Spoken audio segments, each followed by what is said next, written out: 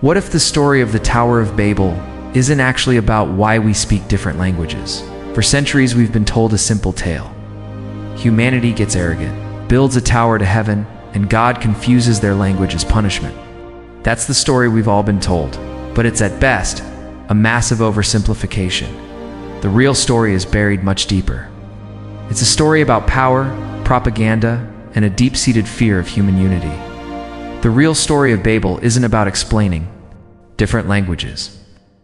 It's about the clash of empires and a myth that was twisted to shape our world. And we're going to pull back the layers on it together.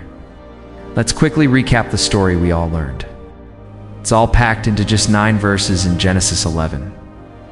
After the Great Flood, humanity is one big, unified family. They all speak the same language. They migrate east and settle on a plain in the land of Shinar, what we now call Babylonia. There, they decide to build something massive. Say, "Come, let us build ourselves a city with a tower that reaches to the heavens, so that we may make a name for ourselves. Otherwise, we will be scattered over the face of the whole earth." They used baked bricks and tar, which were high-tech materials for permanent construction back then. But this plan doesn't go unnoticed. The text says God comes down to see what they're up to. He looks at their unity and shared goal and says, "If, as one people speaking the same language, they have begun to do this, then nothing they plan to do will be impossible for them." To stop them, he scrambles their language so they can't understand each other anymore. The project just stops. The people scatter across the world, and the city gets named Babel from the Hebrew verb balal, which means to confuse. And this is the classic interpretation, an origin story for why we have so many languages, and a simple moral lesson about the dangers of human pride. But this reading misses the explosive historical context hiding just beneath the surface. To find the real story, we have to dig a lot deeper than the Sunday school version. For centuries, we've been told the sin was pride, humanity reaching for the heavens. It's trying to be like God. Later traditions even added a villain, a tyrannical king named Nimrod, who supposedly ordered the tower built to defy God. But what if the text itself points to a completely different sin? Let's look at their motive again. They say they want to build this city and tower to make a name for themselves, specifically so they won't be scattered over the face of the whole earth. That's the key. Their biggest fear is being scattered. But just 2 chapters earlier, God's very first command to Noah and his family after the flood was to be fruitful and multiply and fill the earth. The builders of Babel aren't just being ambitious. They are directly disobeying a divine order. They're trying to prevent humanity from spreading out. In this reading, their sin isn't just pride. It's a rejection of diversity. It's an attempt to keep all human power, culture, and life in one place, under one project. God's response, then, isn't just a punishment. It's a course correction. Suddenly, the story isn't about God's anger at all. It's about his intention. He isn't punishing them with diversity. He's enforcing it, making sure his original plan for humanity to populate the globe happens. This reframes linguistic and cultural differences not as a curse, but as a core part of the divine plan for humanity. This changes everything. The story goes from a simple warning against pride to a profound question about civilization.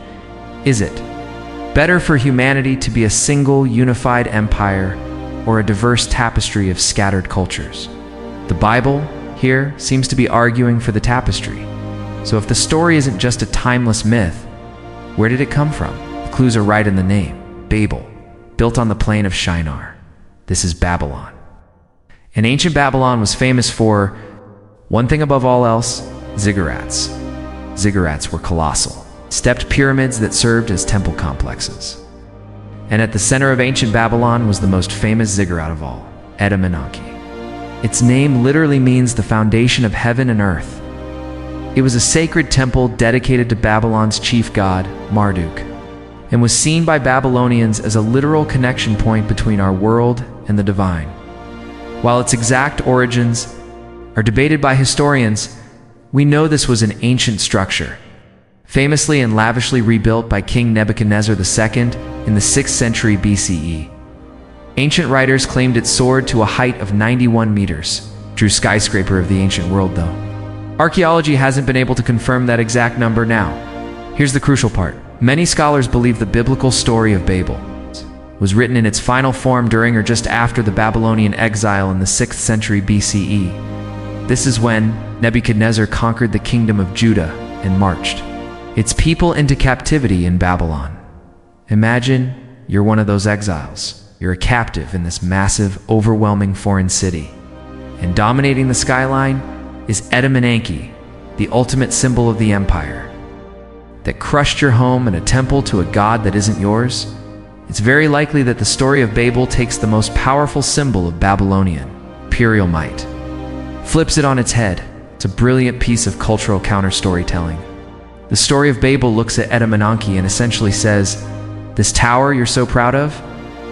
To us, it represents an arrogance so great that our God struck it down. Your greatest monument is a monument to your failure. If you think it's fascinating how real-world politics get woven into ancient myths, go ahead and hit that subscribe button.